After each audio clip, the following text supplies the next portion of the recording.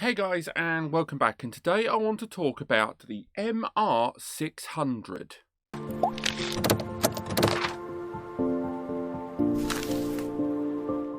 Now, for those that aren't aware, which would be weird given you're watching this video, the MR600 is a mobile SIM powered router. Now, this isn't the first time we've seen this kind of tech here on the channel. In fact, around about a year and a half ago, I showed you guys something that I purchased for my own use. This is the Netgear M1. Now, we'll be doing a comparison at a later date, but long story short, when I was attending events like CeBIT and Computex and stuff, it became quite useful to carry my own mobile internet connection. But simply having a mobile phone set to hotspot was not enough. The reason being that, a mobile phone you are going to use for other things. It's not designed to output internet connectivity. On top of that, you can only connect to it with Wi-Fi. And one of the main things I was looking for, as I'm sure a number of you guys are when you found this review, was that you wanted something that ticked the following boxes. 1. It could utilize standard SIM cards that have their own data plan and convert that into an internet connection that you could use on multiple devices. 2. It was something that supported 2.4 and 5 gigahertz Wi-Fi. The reason being that a lot of your devices use different forms of internet connectivity, and mobile phone hotspots often will only let you utilize one or the other in terms of your hotspot. And 3, you needed something that had a CAT connection. That is an RJ45 gigabit LAN connection on the rear, and that's why I got this device. It also had the added benefit, of course, that this has an internal battery, which is great on paper, but if you need something for an office setup or a coffee shop or something more long term, this is not the option, because as good as this is, it's got portability as its main kind of selling point. And the other thing I found is the battery inside was not performing as well as I hoped, and therefore I decided to trade up to something bigger. And now I'm moving to a new mobile location. This mobile location, that although is a desk situation, still needs to be something that I'm not tied down by cables. This is where this came in. Now, this device from TP-Link, I will be setting up fully in the next few days. This is a hardware review of this device. The full software review and guide will be coming soon. But this already has come with a bunch of recommendations from other YouTubers and other people in the data storage industry for a number of reasons. You can pick it up for about £100 to £150, which I know is a very broad outline of price, but that's because this device is currently going through lots of promos at the moment where they're trying to really push this kind of device. Although the retail price is about 140 to 150 quid involving VAT, and that's without any SIM card, you can find it on a number of sales right now, including Amazon, but others, for about 100 quid. So I do recommend you look for that if you're convinced by this review. Then again, use the links in the description, or don't, it's your call. Now, the MR600 has been around for about half a year. It didn't really break into the commercial scene too much because this is a very niche item, and therefore you're not going to see it up there with the standard routers. I didn't even touch on it when I purchased my Wi-Fi 6 devices that I'm going to be featuring in other videos. But what makes this device quite interesting straight off the bat is it seems to give you features that are just not available elsewhere. It does seem to be very premium priced, with a number of SIM routers that don't have LAN cables arriving between 30 and 50 quid. So is this device worth double the price of those other items? That's what we kind of want to work out today on a hardware level. It supports 2.4 and 5 gigahertz Wi-Fi connectivity and is a dual band router. It's got 2 antennae that can support, I believe, up to 60 devices at once. But of course, depending on the data plan that you choose or the devices that you're utilizing on their bandwidth, that number is going to scale up and down accordingly. Now, on top of that, the device arrives with those important LAN ports that we're going to go into more detail with during the performance tests on the next video. But as we can see from the rear of the device and the retail packaging, it's fairly standard TP-Link stuff, and this isn't the first TP-Link item we featured on the channel.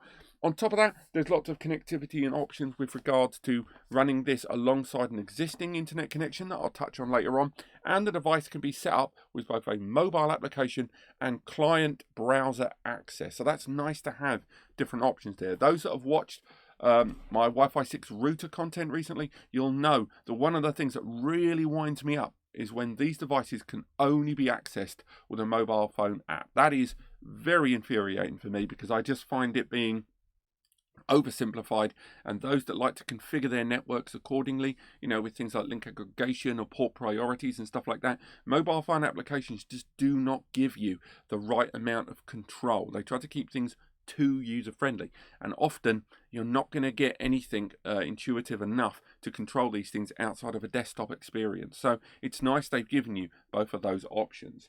So if we open this bad boy up, it's worth mentioning that in theory you can have internet bandwidth and access, network access in up to around about 120 megabytes per second. That is divided across the 2.4 gigahertz frequency, which will give you about 300 to 400 theoretically, and the 5 gigahertz connection, which will give you around 80 megabytes. So again, 40 and 80 there across the two frequencies, although they obviously always list it in megabits, hence why this device is categorized as AC1200. That 1200 being of maximum potential coverage in terms of megabits per second, 1200 megabits per second or 120 megabytes. So, as mentioned earlier, this requires mains power. It is not a battery supported device like the M1, which, don't get me wrong, is a great feature. But if you do look online, do find out, look up the words battery and Netgear M1, and then you'll find out exactly why I changed to this device. But carrying on, we've got the unit itself. We've got an external power connector, which is quite a low powered device, I've got to say. On top of that, the specifications and more details on this hardware review are available in the NAS Compares hardware review in the link in the description. On top of that, we've got a quick start installation guide. We have got a SIM converter there, which converts a nano SIM into a micro SIM. Now, do bear in mind, this device will require you to utilize a micro SIM. And what that means in real terms, you've got your full size SIM that you get. Then when you pop out the middle bit, it goes down to the middle one, which is a micro SIM, which is what this needs. And the final tiny one that's supported by the latest iPhones, Samsung phones and more, they are nano SIMs, the smallest one. So if you do happen to have that as a SIM you're going to use, make sure you use the adapter included. You have more information on your warranty, which is 3 years with this device, which is definitely impressive, given the Netgear has 2 years warranty, and a Cat 6 cable. Now, this is a Cat 5e cable, so it's a Cat 6 connection, but it's worth also bearing in mind that because you're not going to exceed 1 gigabit per second, you're not going to need a better cable than this. It's only 1 meter, but only one cable connected, which again I'll touch on later on. You've also got our 2 antennae, and these are the antennae that attach to the rear of the device, which can be modified and moved around for better area coverage. I am looking forward to doing the software review on this, and I have already obtained a SIM for this device. So if we remove the cardboard just out of the background there, we can take a good look at this device itself, because while setting up a brand new location for these videos and the blog, I have had fun purchasing new items that I'm going to be utilizing there at that new location and when I'm traveling around the world. And this is probably one of the most interesting that I bought in a long time. You can see it's shiny there at the top because we've got our little plastic film. Let's remove that. That was beautiful, but as you can still see, we are completely reflective there. You've got my camera lights and a lot of the sound stuff there in the background. Now, if we attach the aerial so we can take a good full look at this device, I won't bother unwrapping the aerials yet, we can already see that this is quite a compact device. It looks pretty much like any standard router. Any of your ISP routers that you've received, your internet service provider router that you've received in the last few years, chances are it's going to look not dissimilar to this if you've gone for a low spec kind of internet connection. Some of the more impressive modern ones with their 50 gig connectivity, those ones are going to be bigger than this, but this is a fairly standard looking router. We'll bring that closer to the camera, and again, look how shiny. Now, On the front of the device, we have LEDs that are built into the middle that you can't really see on shot, but I do recommend you check out my speed test where I will be documenting this device in operation. We've got the logo there, the TP-Link thing at the bottom, but I've got to say one thing that's not, is not really justice is given to this on this device is just how nice it looks. All the photos I've seen, and when I tried to research this myself before buying it, they didn't really do it justice how nice it looks. It's very slim, and you've got this kind of stand area here that, although it's curved, still maintains its height. These aerials can be unwrapped. I'm going to unwrap them in the next part of the video. And if we look at the base, we can see all the way around the edge. If I get the light just right, we can see a lot of ventilation all the way around this device. Let's tighten it up. I can put this on particularly tight.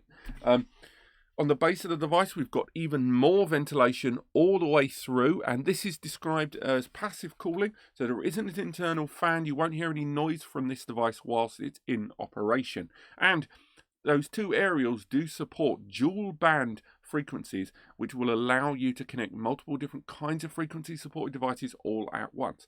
On top of that, the device supports lots of different kinds of network security, including WPA2, so no support of WA3 here, but it also can integrate with an existing TP-Link mesh system. But you want to learn more about that on their own website. Now, on the front of the device, we've just got that ventilation, but it's when we move to the rear of this device that things get real interesting. Because if we go to the back here, we can see why I chose this device. Now, if we start from this side, we can see a dummy SIM card that's inserted inside this device, and it is going to be a nano SIM that we need to use. So it arrives with a dummy SIM built into the rear of the device. So it fills that slot, just to let you know where that SIM needs to go. On top of that, we have got a Wi-Fi on and off button, something that I will more than likely be using in my videos, because although this is Wi-Fi enabled, which is of course going to be very, very useful to turn a mobile supported device, mobile SIM, and making it accessible as an internet connection to a myriad of devices, if you're going to be utilizing these bad boys here that we'll talk about in a bit, you may want to turn that Wi-Fi connection off, because I plan on utilizing this and periodically using a Wi-Fi 6 router, and you don't want to have two Wi-Fi connections running simultaneously, because there can be frequency conflict and it can really ruin your connections. Now, carrying on, we've got a reset pin there, which is obviously to reset the device back to factory settings, and a WPS button.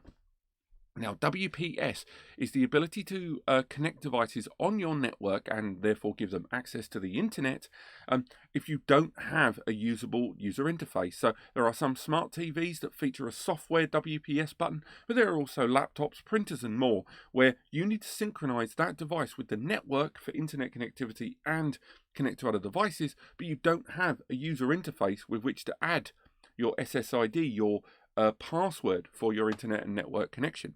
WPS buttons allow you to click one button on your router, your modem, and then click the WPS button, be it physical or software related, on the connected device, scanners, printers and more, and then they will find each other on the network and connect. So a WPS button is surprisingly useful, but used less these days, despite the fact it being a very user-friendly thing to have. But the real cool thing is not the power button, but these bad boys. These four connections here act as, all of them, gigabit LAN, so 1 GBE LAN ports, or 3 LAN ports and 1 WAN. So the LAN port, land area network, are for connecting devices in your local area network, such as, again, laptops, PCs, anything with a cable, smart TVs and more. But the WAN port, which can be used as a LAN or a WAN, allows you to connect an internet connection. Now, I know a number of you have heard that and gone, what? Why, what? I've got the SIM. Why do I do that? Think of it in reverse. The reason I'm using this device is I'm going somewhere that actually has an internet connection. It's not great, but it's usable. And that internet connection, I wouldn't say, is particularly stable. And if you're uploading videos to YouTube or large images from trade shows and more to blogs, it can really clog up the network. Or vice versa, there won't be enough network bandwidth and internet connectivity to get your job done. This device can act as a fail-safe. you have your existing internet connection trunked into this device, so connected directly with a LAN connection into the WAN port, and then still have your 4G connection from that mobile SIM. And therefore, if your internet connection at home or the office, the wired-in one, fails, you have a backup failover internet in the form of that mobile USB, which is incredibly useful. And if you're someone that needs to have constant internet connection and cannot afford to lose internet connectivity, you can look at a solution like this as a real safety net, because notwithstanding the device costing between 100 and 150 quid, but on top of that, the device's SIM cards, these days, getting 4G unlimited data plans is very, very easy. I can speak for Britain, where we have connections along the line of, say, 3 and their network, which is an all-you-can-eat data plan, I think, for about 18 or 25 quid. Vodafone as well have a connection too, and that one's about 23 to 24 quid for unlimited 4G data, and there's even 5G connections too. It is worth highlighting, however, that during my research of this device, I did come across one quirky problem that has been highlighted by a number of users. There are some mobile operators that, due to the nature of the mast structure and the the width of their connectivity across all the different bands, often they will not work on this device. So do make sure that the contract you're going with and the SIM you're going to utilize is supported on this device before you make any hardcore purchases. One common example is the 3 network. Now, the 3 network in the UK, lots of people have reported problems installing a 3 unlimited data SIM inside this device and getting network connection. But inversely, a number of users who are using 3 SIMs have installed it inside this device and it has worked and they've had access to it. And a lot of that is to do with how the 3 network is utilized and the coverage is accessed in your respective areas. And this doesn't just apply to the UK, but most of Europe and even in other larger areas in the world. What I'm saying is double check not only the network provider, but how they provide you coverage before going with this device. If you're in any doubt, go into the comments and find a NAS Compare link and I can find out for you, or contact TP-Link directly, where they have got quite an exhaustive database of information on this particular subject. But for me personally, this incredibly light device and the promises it's making, if it can live up to those in the software review, this is a very, very good 4G router. And when I make my comparison between this device and this device, after I've tested this for a little while, I'm looking forward to see which way it goes, because this has served me well for the best part of 2 years. It has been a very good device. But with people complaining about the battery on it and the overall coverage that it provides indoors, may not be able to compete with this brand new device, the MR600. But I will let you guys know. If you are interested in buying this device, please use the links below to Amazon and NAS Compares and buy through those stores they list. It helps me keep this device free and allows me to do non-invasive advertising for you guys. But otherwise, click like if you want to learn more, and I can make more videos about this. Click subscribe to learn about everything to do with data storage, and I'll see you next time.